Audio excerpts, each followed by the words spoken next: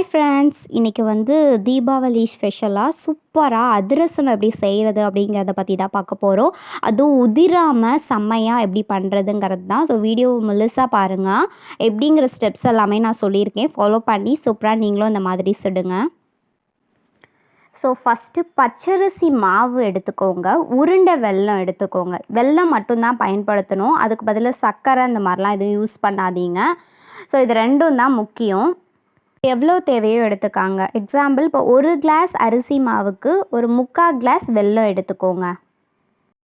So அடுத்ததாக வெல்லத்தை நல்லா பாகு காய்ச்சிக்கோங்க. ஸோ பாகு தான் ரொம்பவே முக்கியம். கம்பி பதம் வர மாதிரி கரெக்டாக பக்குவமாக நல்லா காய்ச்சி எடுத்துக்கோங்க.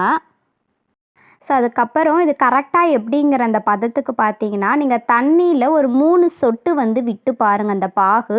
அதில் பாகு கரைஞ்சிருச்சு அப்படின்னா அது கரெக்டான பதம் கிடையாது. ஏன்னா உள்ளே போட்டால் அந்த பாகு கரையாமல் இருக்கணும் அப்படியே. ஸோ அதை தான் கம்பி பதம்.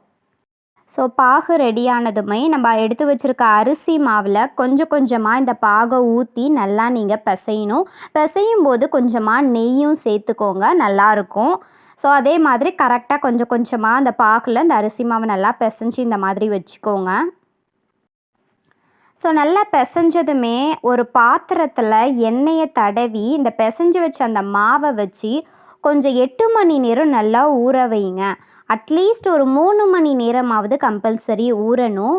ஸோ ஊறினதுக்கு அப்புறமா தான் நல்லாயிருக்கும் சுடுறதுக்கு.